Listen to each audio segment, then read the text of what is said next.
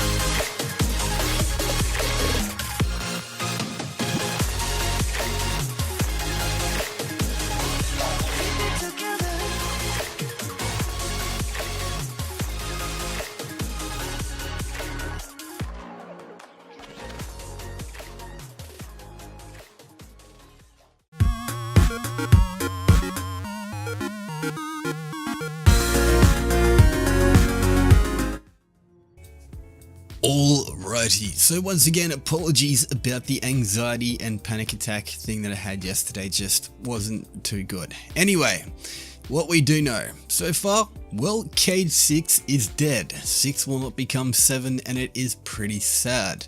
He was killed by ULDREN SOV. Now, Master of CROWS being kind of cool name and all that stuff, let me actually kind of just refer to the CROWS a little bit later in the video, but this is the first experience we actually got of, well, to see the Awoken, see the Reef, see the Queen, and to see her brother, ULDREN SOV, of course.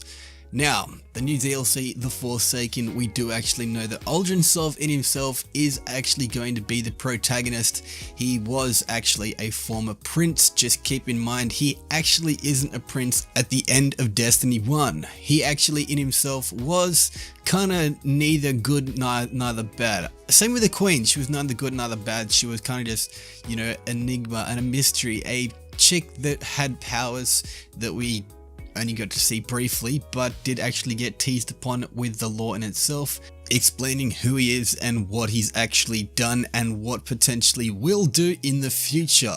Now quickly, let us just go over some of the information that we do actually know at the moment.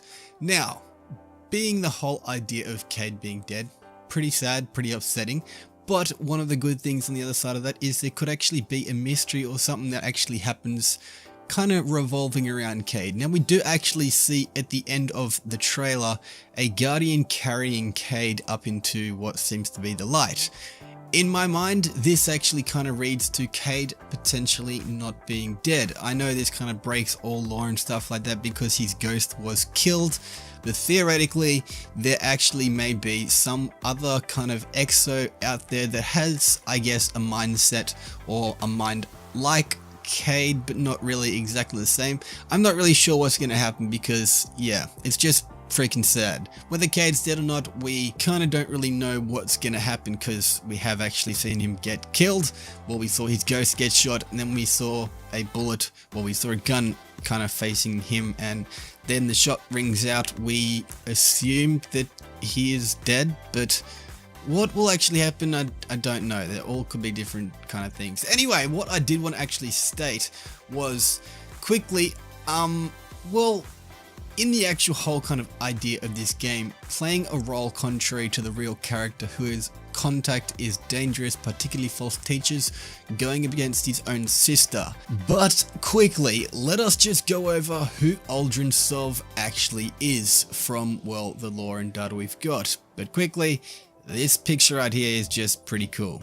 I mean, this one is kind of cool too, but I actually prefer this one because, yeah, he portrayed as he's a I have to say that. Now, as it does state, Prince ULDREN, or formerly known as Prince ULDREN, is the foremost leader of the Awoken Fleet and the brother to the Queen herself. He is no fan of the Guardians and in fact has a root distaste with the city.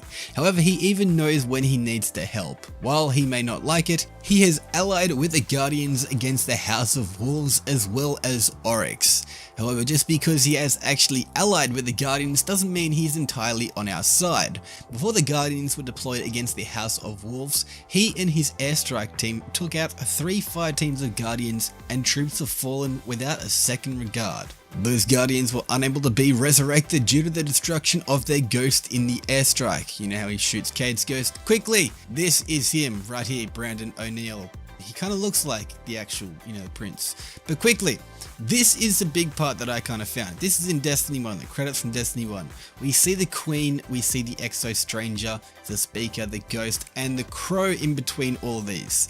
Now, the Crow in itself, I do have to state, is a cool name, but the brother in himself is called the Crow. Now, there does actually lead back to certain theories that I kind of have, and those kind of revolve around Norse mythology. We're going to get into that in a second. Hopefully it's not too much information for you, but quickly let us just go over what is actually going on and what we know. Now, the Crow. The Crows are members of the Reef's intelligent network led by Prince ULDREN, who holds the title Master of Crows. They act as the Queen's spies, gathering intelligence on subjects of interest and threats against the Reef, as well as covert messengers and emissaries to her allies. They employ all manner of equipment in carrying out their duties, including the ubiquitous monitoring device of the same name, as well as an elite fighting wing for use in precision strikes against entrenched enemy positions where overwhelming firepower is preferred to avoid excessive awoken casualties. They also modify captured enemy technologies for use by Her Majesty's forces. Now, the known individuals that we do have is Prince ULDREN, Master of Crows, and Joine, the creator of Lord of Wolves, this weapon right here. And so keep in mind, the Lord of Wolves in itself was actually something we had to complete the Elders cipher for, which was going into the Prison of Elders, which means that the Prison of Elders was literally, as we do know, it was kind of a game place in a game state. However, we do actually know that these kind of, I guess, enemies that we had to face in the Prison of Elders have actually been set free. There is, as we do know, 8 barons. Sounds pretty cool, sounds pretty crazy, and hopefully we may actually get to see the Lord of Wolves maybe possibly come back to Destiny 2. Although, quickly before we do get back to the information and talking about the brother, just check this out. This is some stuff I found that kind of was a bit scrapped and some information from back in the days of Destiny 1. We had thermal hammers. What do you know? That's pretty interesting. Where were they in D1? Anyway, this guy right here, the Queen's brother, let's just quickly check this out. Now, he does actually kind of have what seems to be resembling feathers and things kind of sticking out. The dagger is almost like a talon, if you will. I will have to say that he is very much so a hunter and very much so a, I guess, crow, much like the crows of Odin. Yes, I'm actually talking about Odin. But quickly, I was born the moment the Traveler died, as everything collapsed around us. Before that day, there had never been a ghost. There had never been a Guardian. I don't know much about the Traveler, but I know it made me to bring you back. And I spent a really, really long time searching for you. The Cosmodrome? Not the first place I looked. As I saw the other ghosts find their guardians, and the centuries went by, I wondered if I'd ever find you. And then, I did. I had to actually just, chuck that in there because that in itself was just, it's amazing. It is nostalgia. It's something that I seriously love, and it's one of those things that just, it hits me in the feels. But getting back to the video, as I was saying, the Crows and Odin and Norse mythology. Now, quickly getting into it, Hugin and Munin. Now in Norse mythology, Hugin and Munin was known as thought and memory, or mind. The pair in themselves were ravens, or crows, that flew all over the world of Midgard and bring information back to the god Odin. Hugin and Munin were attested to the poetic Edda, compiled in the 13th century by the earlier traditional sources. The Prosa Edda and the I can't actually even pronounce that. Written in the 13th century by Snorri Sturluson in the 3rd grammatical treatise. Compiled in the 13th century by That's a really hard one, no thank you. And in the Poetics of Scalds. The names of the ravens are sometimes modernized and angelicized as Hugin and Munin. In the Poetic Edda, a disguised Odin expresses that he fears that they may not return from their daily flights. The Prose Edda explains that Odin in return to a raven god due to its association with Hugin and Munin. In the Prose Edda and the 3rd grammatical treatise, the two ravens are described as perching on Odin's shoulders. Heimskring, that's the hard one, details that Odin gave Hugin and Munin the ability to speak. Now, let me just quickly go over this other part right here.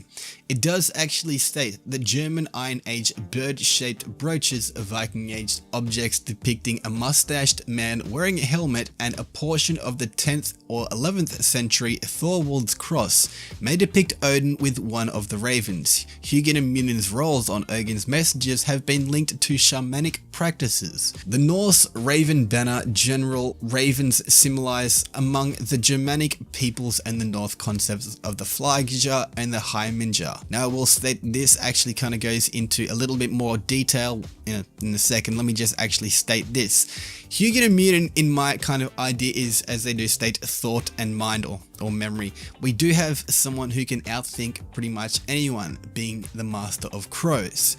We also then have the Queen, who in herself uses her mind and mental powers to actually summon abilities that no one has actually seen for thousands of years. It's really crazy. Continuing on though, I just want to actually state. Now scholars have actually linked Odin's relation to Hugin and Munin to the shamanic practices. Now John Lindau relates Odin's ability to send his thought, Hugin, and mind, Munin, to the trace state journey of shamans. Lindau says the Grimmisali stanza, sorry if I butchered that, Odin worries about the return of Hugin and Munin would be consistent with the danger that the shamans face on the trace state journey. Now Anthony Winterborn connects Hugin and Munin to the Norse concepts of Flagja, a concept where 3 characteristics, shape-shifting abilities, good fortune, and the guardian spirit, and the Heiminja, the ghostly double of a person that may appear in the form of an animal, or in my actual translation, a ghost. Winterborn states the shaman's journey through the different parts of the cosmos is symbolizing by the Heiminja concept of the shape-shifting soul, and gains another symbolic dimension for the Norse soul in the account of Odin's ravens, Hugin and Munin. In response to Semek's criticism of attempts to interpret the ravens' philosophy, Winterborn says that such speculations simply strengthen the conceptual significance made plausible by other features of the mythology, and the names of Hugin and Munin demand more explanation than is usually provided. In a biological symbiosis, one organism shares up some weaknesses or deficiencies of the others. As in such of a symbiosis, Odin, the father of all humans and gods, through in human form was imperfect by himself. As a separate entity, he lacked depth perception, being one-eyed, and he was apparently always uninformed and forgetful. But his weaknesses were compensated by his ravens, Hugin and Munin. Now this is where it kind of gets kind of interesting. Who in themselves were part of him. They perched on his shoulders and reconnoitered to the ends of the earth each day to return the evening and tell him the news, as also he had 2 wolves at his side, and the man/god Raven Wolf Association was like one single organism, in which the ravens were the eyes, mind and memory, and the wolves provided the meat and nourishment. Now, in my kind of understanding, mind and memory are 2 different things. We have the whole ability of mind where it is kind of symbiotic. Now, with mind and memory, I do actually have to try to translate those guys as to being one and the other. Mind being the queen, memory being the prince. Now, well, formerly known prince. The mind has the ability to create so many different things and so much power by its own. However, if you don't actually have the knowledge how to use the power, such being the memory, you are kind of lost. In turn, the brother is searching for his sister, who is actually lost. He does know that he is lower and has been, used by her, but he does want to find her because he still does sense her abilities. Now the wolves, those in themselves are us as guardians. Now it is a little bit interesting simply for the fact of, well, us as guardians being, the actual guardians of Odin, the wolves, have been symbolized as, well, I guess that in itself being just wolves that sit at his side. Now we in ourselves do actually run back and forth from what we do know to be an all-seeing god, which is the Traveler. Now that the Traveler has, gone bang, and the whole entire universe and other universes have actually felt this power. Mind is lost, but memory is becoming stronger. Now in a symbiosis, this one single organism would not actually tolerate and actually be able to live like this. It would have to have one of the other. One cannot live without the other. This is the big problem. It encapsulates ancient knowledge of our prehistoric past as hunters in association with 2 allies to produce a powerful hunting alliance. Those in themselves being hunters that do want to actually come back. This is where it gets interesting. Cayde, being a hunter, did come back. He came back to the Prison of Elders, which doesn't really make sense because Cayde's not allowed to leave the tower. However, he's somehow in the Prison of Elders, he gets shot and he gets left there. Whether or not Cayde actually is, in fact, in this situation completely dead is, well, insignificant, because we are actually on the verge of finding out what the prince in himself can actually do. Now, being in this powerful hunting alliance is something that is good. However, because the prince in himself, what I do assume has been corrupted, he is reflecting the past that has actually been long forgotten, and those whose meanings have been obscured and badly portrayed in the actual abandonment of Earth and in itself. This being, well, the Awoken. The Awoken were something that really was an enigma in itself. We didn't really get to see the reef at all until, well, we actually kind of got lost in space to find them. This is kind of cool and kind of interesting. If we never actually got lost and all that stuff to actually, find the prince, we do know that the prince in himself was actually, a bad guy, because let us just go on to these cards. First of all, let us just go over the Queen. Now, the Queen of the Awoken is as much of an enigma as the reef in itself she rules. It is said that she has actually won her crown through the ruthlessness, and that she stands as a master of the fallen house of wolves in place of the defeated KELL. Now, the city's rise spells an end to the reef's age of isolation. The Queen will surely look to this new era as an opportunity, and the city in turn must look to her. The reef-born Awoken have spent long ages out of the edge of everything, and they may know secrets of terrible weight, the Queen most of all.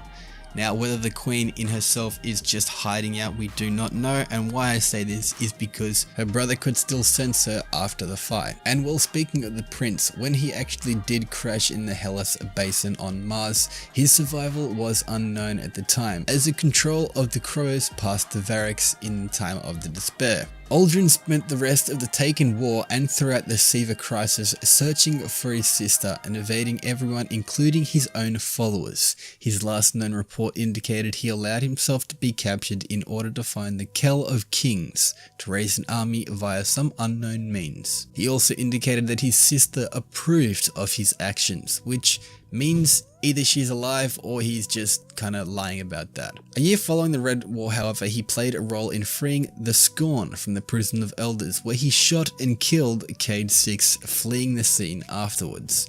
Now that does actually indicate that yes, once again, as I stated, he was in the prison of elders, which means breaking the Scorn out isn't the only people that most likely will be coming out of the prison of elders. We'll have to see who and what they are in the game in the future. And quickly, if you guys don't know what the Scorn are the most drastically warped House of Fallen that anyone's ever seen in the solar system. They look and act completely different from all of their other brethren, even wielding technologies from enemy species to benefit themselves. Many of the Scorn demonstrate melee focused abilities, and some are seemingly mutated, with one unit in particular nearly being the size of a hive ogre, which is pretty crazy. Now you can actually distinguish the Fallen and the Scorn by their darkish gunmetal colored chain adorned armor and the drastic physical differences from the normal Fallen. Many of them are inherently large in stature, and they may seem to favor the use of fire based weaponry,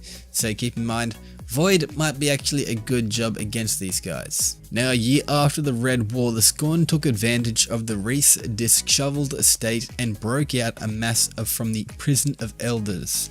After their escape, they attempted to fly into the Tangled Shore and the Dreaming City behind the leadership of their 8 commanding barons. And if you are wondering what barons are, they are high-ranking Fallen who command one or more skiffs or ketches and their respective crews.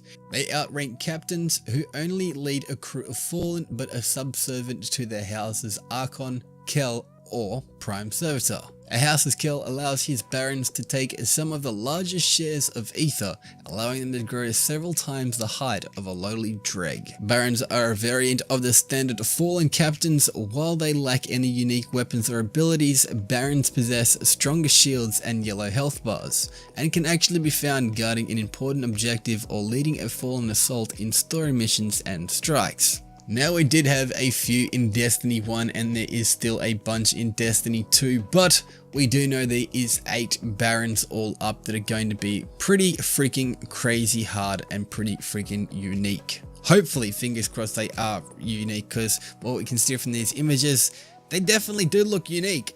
Like, some of them look like they even got scales. Just some of them also, as you can see, are wearing, you know, war dogs on their head, which is kind of cool because, yeah, it means they also hate the Cabal. Are they going to help us, you know, fight the Cabal at some point? I don't know. We'll see what actually happens. And yeah, honestly, that's pretty much it. What I did want to run down from start to finish is I do actually think that ULDREN SOV in himself is, you know, as they do state, a master of crows. Potentially he's going to be called the KELL of crows, maybe not. He does actually play dead like Loki did in, you know, Thor, where he disappears, no one knows where he was. He came back because, you know, he's hiding from all of his friends. I do have to state that he and himself potentially may have been hiding from actual others and, you know, bad guys and good guys, simply because he had become almost corrupted, and because he in himself does have light, now that everything in the universe does contain some form of light,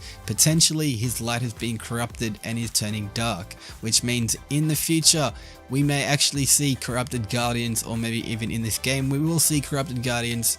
We never know. There is going to be actual weapons of, you know, corruption or weapons of sorrow. And yeah, we do know that from stuff we've seen anyway in the game. But I will state, it is freaking crazy cool. It is freaking amazing that this kind of stuff is in a video game, and I do have to state the lore behind this is just incredible. When the game does come out and we do actually get to read the lore, I'm going to be super hyped, and I'm definitely going to be doing videos on it.